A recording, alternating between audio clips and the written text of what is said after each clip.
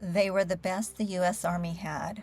Over 3,000 of the finest U.S. soldiers, dragoons, infantry, artillery, sent west in 1857 to crush a rebellion that never fully ignited. But President Buchanan's rush to war stranded them in a moral and literal desert. No glory, no battle. Just 3 long years of exile at Camp Floyd, 40 miles from Brigham Young's Zion. The army, many fresh from eastern posts, had probably never met a Mormon before. Only read newspaper accounts of polygamy and Brigham, the tyrant king.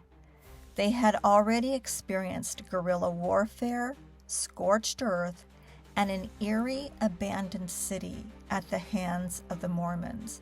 Now they must occupy a land where the people see them as invaders bent on destroying their faith. This is the Army's silent war, where federal duty meets frontier defiance. Boredom breeds vice, and quiet crimes linger in the shadows. The occupation never became bloodshed, but left scars on soldiers and saints alike. Welcome to Zion's Fire, an American saga of pioneer hopes tangled in polygamous knots, theocracy and resistance, federal troops and hidden costs. Join me, Debbie Pedersen, as we follow Johnston's army. This episode is Buchanan's Blunder, how Johnston's army built Camp Floyd without a shot. Johnston at Camp Floyd. Colonel Albert Sidney Johnston arrived at Camp Scott, Wyoming, in the freezing winter of 1857. Duty-bound, having served in the Mexican War, he's a man who had never lost a battle and didn't intend to start now. But this was no battlefield. This was exile. Private letters he sent home, seethed with a contempt he kept locked behind West Point discipline. But to Johnston, Utah was a moral wasteland. Polygamy was degrading. Brigham Young was a tyrant, unfit for America. Johnston left his wife Eliza and their children behind in Texas. Another separation in a life already marked by distance and duty. Eliza's letters, folded in his dispatch case, were the only warmth at frozen Camp Scott, amid the frustration of the U.S. military stuck, frozen and starving due to Mormon militia raids. A grand jury indictment against Brigham Young, Heber C. Kimball, Daniel H. Wells, and dozens of other Mormon leaders had formally charged them with high treason, rebellion, and levying war against the United States. Johnston fully expected to carry those charges out, to march into Salt Lake City, arrest the leaders, and install federal authority by force if necessary. Instead, he found himself negotiating through Thomas L. Kane with the very man he considered the architect of treason. Kane was a civilian, a Freemason, a reformer with no uniform, no command, and yet the power to stay his hand. The irony burned quietly. The truce with Brigham, brokered by the meddlesome Kane, meant stand down. No advance, no conquest, just waiting. Then, on April 6, 1858, President Buchanan issued a full pardon. Every charge of treason, rebellion, and obstruction wiped clean. For Brigham Young and all the saints who had burned wagons, scattered cattle, and prepared to scorch their own land. Johnston had marched west to enforce those indictments. Now he was ordered to swallow them. In June, his column marched through the ghostly, abandoned streets of Salt Lake City. Doors unlocked, houses empty, no resistance, no flames, only the creak of artillery wheels and the thud of boots on packed earth. The city stood untouched by Johnston's order. He wasn't planning on giving the saints the satisfaction of martyrdom. They continued south to Cedar Valley. There, in July, they laid out Camp Floyd, strategic for its water, grazing, and road control, but isolated. A dusty rectangle of tents and log huts 40 miles from Brigham's Zion. The soldiers built it with the same grim efficiency they had marched with. But the war they trained for never came. Mormon guerrilla raids still lingered in the Army's memory.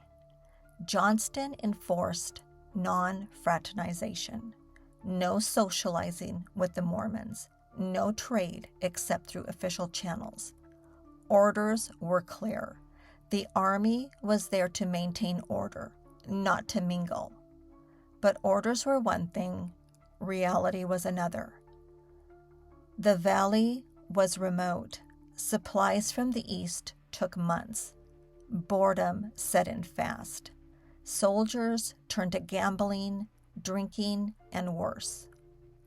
Whiskey ranches, small saloons set up just outside the Army boundaries, selling cheap, homemade liquor at inflated prices. Mormon merchants knew the Army had no alternative. Hog ranches, crude makeshift shanties selling liquor and women. Soldiers paid in cash. Gambling halls, dancing houses with hurdy-gurdy girls who danced for pay, often providing more services. Brothels proliferated.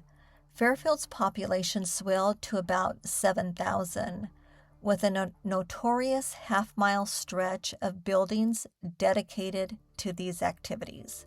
Violence, disease, stabbings were all common. Desertions climbed. Men fled to these spots, using them as staging points to disappear. Johnston, furious but limited, couldn't legally shut them down. He increased patrols and punishment for soldiers caught there, but enforcement was spotty. In letters, he called the area a moral pestilence and blamed it for desertions and discipline problems. Johnston seethed. He could not stop the trade without starving his men. He could not punish the saints without breaking the truce. He was not a conqueror. He was a pawn in politics. This was the silent war, where victory looked like endurance and defeat looked like nothing at all. Brigham's quiet game. Publicly, Brigham Young preached fire and purity. From the pulpit, he thundered against the Gentiles, against trade with the Army, against the whiskey ranches sprouting like weeds on the edge of Camp Floyd. Keep yourselves unspotted from the world, he warned. Stand apart. Burn everything before you let them pollute Zion. But behind closed doors, in the Lion House, and in private councils, a different message moved. Brigham quietly instructed trusted merchants, sell to the Army. Flour, beef, hay, wood, whatever they needed. Charge what the market would bear. Often double or triple the price the saints paid each other. The Army had no choice. Eastern supplies were slow. Local Mormon traders held the valley by the throat. The move south had drained the saints' resources. The occupation became an unexpected lifeline.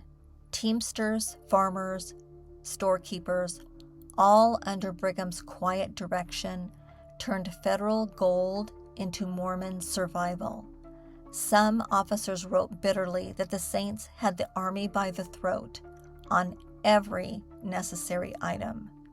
And the whiskey ranches, Brigham publicly condemned them as sinks of sin. Privately, he allowed them to exist on private land just beyond the boundaries. Some Mormon settlers quietly profited by renting ground or selling supplies to the operators.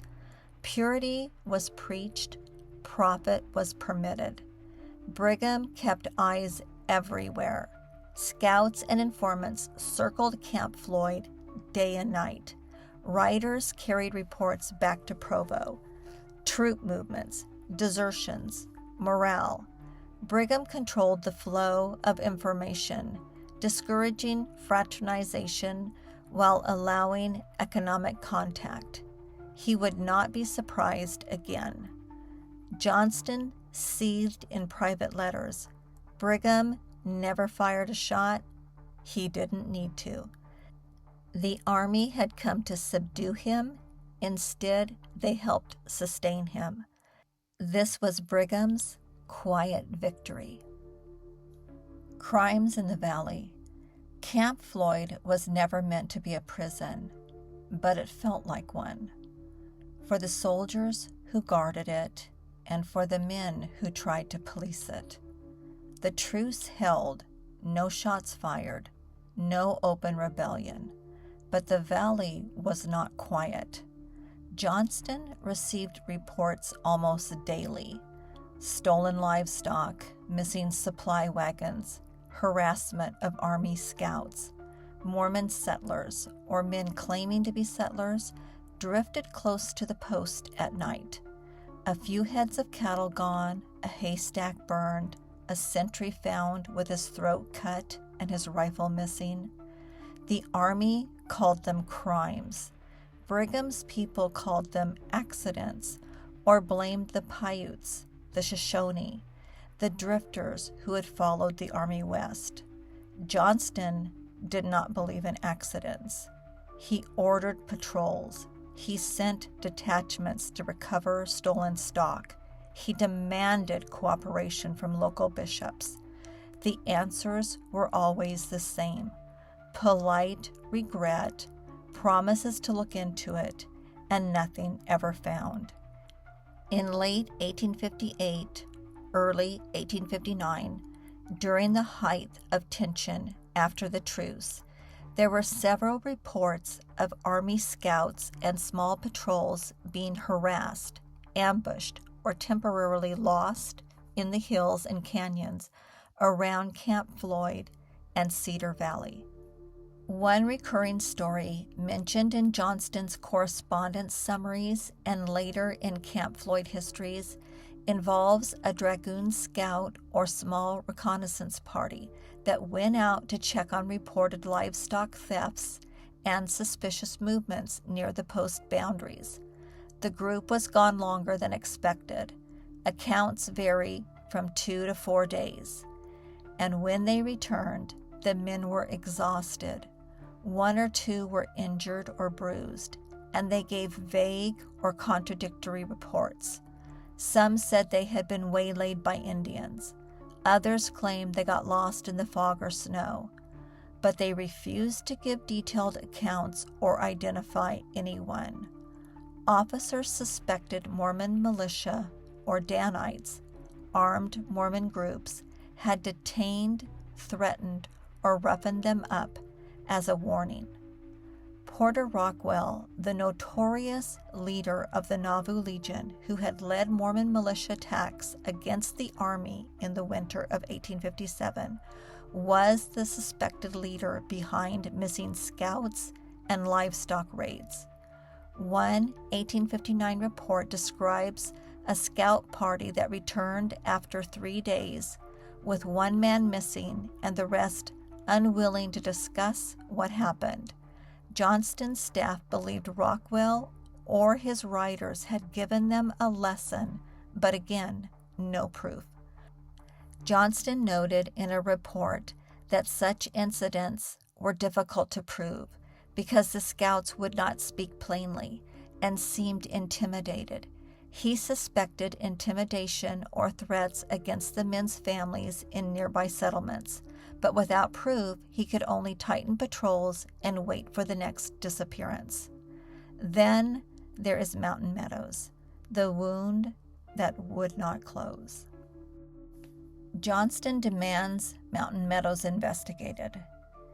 Even after the Army settled at Camp Floyd, one shadow refused to fade. September 11th, 1857, Mountain Meadows. More than 120 Arkansas immigrants, men, women, and children, slaughtered in cold blood. Wagons burned, goods divided, bodies left in shallow graves for wolves and coyotes. The official Mormon story: the Indians did it alone. John D. Lee and a handful of militia had simply tried and failed to stop the massacre. Colonel Johnston does not believe a word of it. From Camp Floyd, he orders an investigation.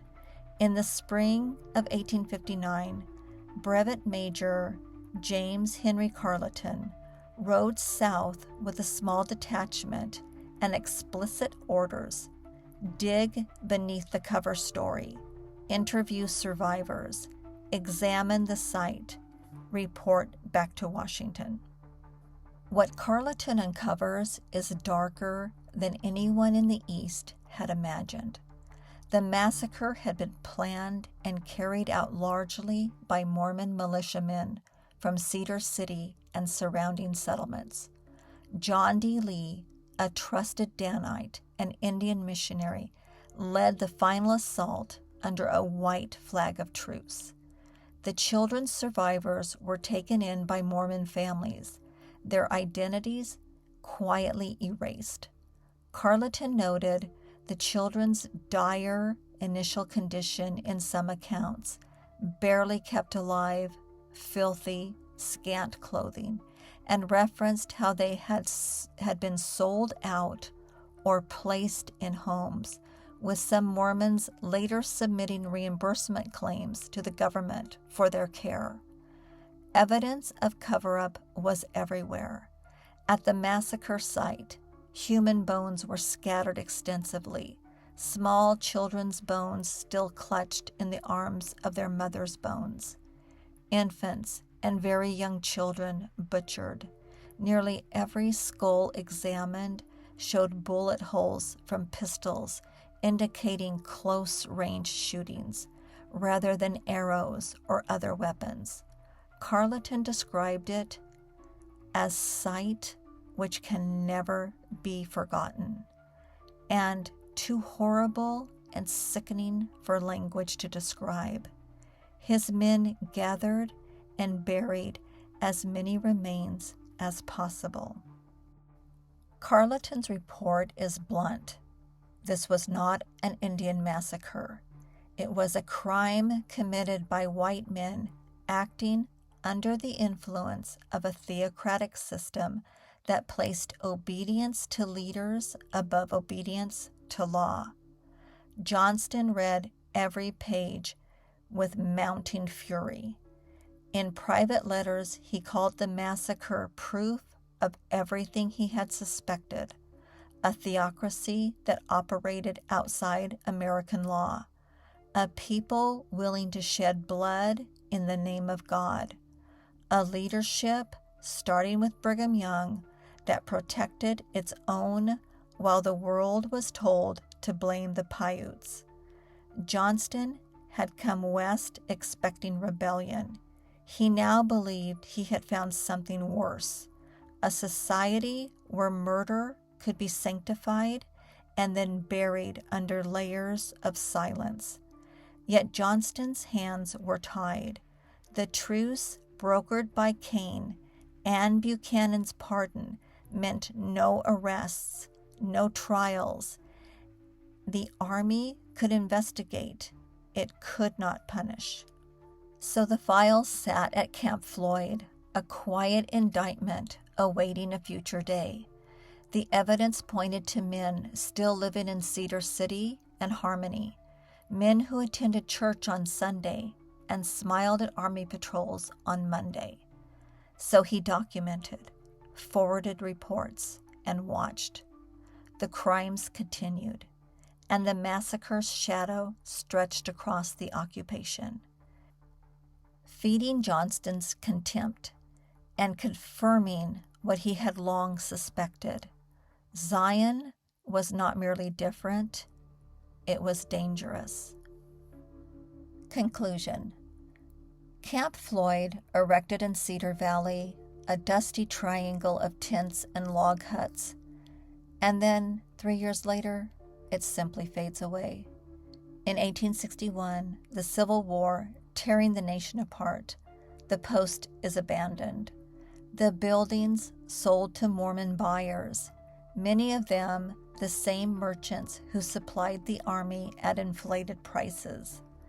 The soldiers scattered, some to California, some back east to fight in a war that would have plenty of blood and glory. Johnston himself left in 1860, called west to California. He never saw the rebellion he expected. He never saw the conquest he'd been sent to win. What remained was silence and scars. The soldiers carried memories of boredom that turned to vice, of desertions that thinned their ranks, of a land that never welcomed them. The saints carried the memory of an army in their valley, an occupying force that had come to destroy them, yet ended up feeding them. Brigham Young had not fired a shot. He didn't need to. The occupation tested his people, strained their resources, and quietly enriched them. This is the end of the storm that Buchanan created in 1857, the rebellion that never fully ignited, the truce that never fully healed. Zion endured, so did the scars. This is Zion's fire. Stay tuned for the post-show notes and a look at what's coming next. Don't move. How Brigham was enriched. Okay, before Camp Floyd, Brigham Young was, of course, influential and asset-rich. Land, mills, and the church-controlled economy. But the territory and he personally were cash-strapped and far from wealthy. The Army's arrival turned things around fast. Federal money poured into the Mormons' hands through contracts and sales. The real money, Brigham and the church profited from the construction of Camp Floyd, about $200,000, which was a huge sum back in 1858. Horace Greeley, who visited in 1859, reported that Brigham Young, as the church trustee and trust, pocketed at least $50,000 himself. From adobe bricks, lumber from his own Mill Creek Canyon mill, and other supplies. When the Civil War forced the Army to abandon Camp Floyd in 1861, they auctioned off millions in surplus goods for pennies on the dollar. Brigham didn't hesitate. He sent his trusted son-in-law and business agent, Hiram B. Clausen, to bid aggressively at the auctions. Clausen scooped up an enormous haul for about $40,000, a fraction of the original value, loading up on provisions, equipment, and livestock that flooded into church stores and settlements. The windfall was enormous. Johnston's dusty goodbye, his eerie exit from Utah in 1860. Johnston was so happy to finally be leaving Utah. He mounts up at Camp Floyd and rides out for the last time. No fanfare, no big speeches, just a small escort of about 50 dragoons, his adjunct major, Fitz John Porter, and the vast, empty desert ahead.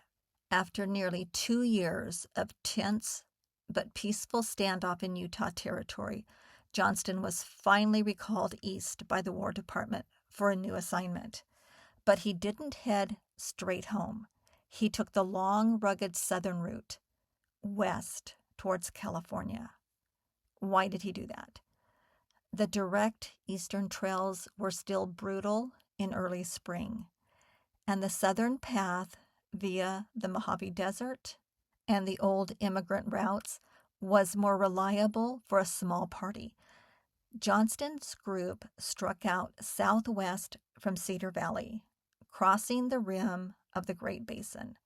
They passed near the grim site of the Meadow Mountains Massacre, and that's where things got downright spooky. As detailed in Fitz John Porter's account, the party realized they were being shadowed for miles by a lone, distant horseman, heavily bearded, with a dog slung over his saddle. It was almost certainly Porter Rockwell.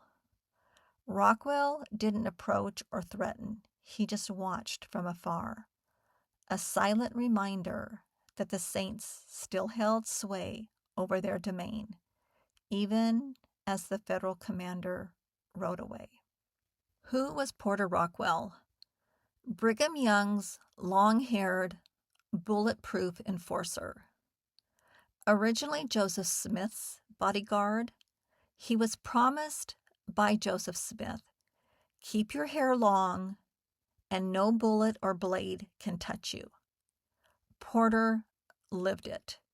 He breathed it, and he backed it up with a trail of blood from Missouri to Utah. He was accused of shooting Governor Lilburn Boggs through a window, the man who had signed the extermination order. He gunned down the guard who failed to protect Joseph Smith. He led the ambush on the Aiken Party during the Utah War. So what was the Aiken Party? Okay, this is just 2 months after the Meadow Mountains Massacre. 6 Californian travelers, including brothers John and Thomas Aiken, were arrested in northern Utah on suspicion of being spies for Johnston's approaching army. After brief imprisonment in Salt Lake City, they were released under the pretense of safe escort out of the territory. That sounds very familiar, doesn't it? Instead, Mormon militia members, including Porter Rockwell and Wild Bill Hickman, ambushed them in late November. 5 were shot, execution style, near the Jordan River. 1 escaped, wounded, but was later killed. The killings, fueled by Utah War paranoia, remain one of the era's darkest extrajudicial acts, with some accounts linking them directly to Brigham Young's wartime orders. Rockwell's own words, "I never killed anybody who didn't need killing." What's next on Zion's Fire? We dive into Thomas L. Kane, the eccentric peacemaker whose devotion to Brigham nearly sparked a duel with Colonel Johnston himself. Zion's Fire is just heating up as we dive into the high stakes back and forth that forced Johnston to swallow his pride, and whether those Masonic bonds played a hidden role in turning a powder keg into an awkward standoff. The negotiator who rode the flank for Zion, the general who had to deal with him, and the fraternal shadows that might explain it all. See you on the trail.